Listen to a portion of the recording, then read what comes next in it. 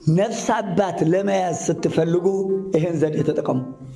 አንድ በዚህ ደብር ላይ ለምሳሌ አባት መያዝ የምትፈልጉ ካላችሁ ሽማግሌ አባቶች እንግዳ ነኝ እዚህ ቦታ ነፍስ አባት እፈልጋለሁ ባካችሁ። እኛ ዛሬ ወጣቶች ነን፣ ጥያቄያችን ብዙ ጥያቄ አለን። ጥያቄያችን የሚመልስልን እንደው ታግሶኛን እንደው ልጁ የሚያደርገን አባት ባካችሁን እስቲ ስም ስጡን ትላላችሁ። አለበለዚያም የደብሩን ኃላፊ ገብታችሁ በደንብ አባቶችን እኛ ወጣቶች ነን፣ ብዙ ጥያቄ አለን።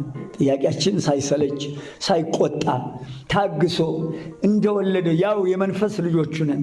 በክርስቶስ አደራ እኛን በአደራ የሚቀበለን የክርስቶስን መንጋ ለመጠበቅ ብቁ የሆነ አባት ነፍስ አባት ስጡኝ ብሎ መጠየቅ።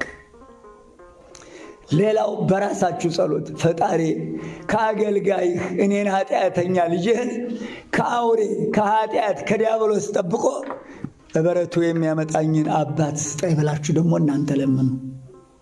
እሺ እናቴ ልጅ። በተረፈማ አባቶቻችን የወፍ ወንዱ የሰው ልጅ ሆዱ አይታወቅም ይባላል። እኛ አናውቅም።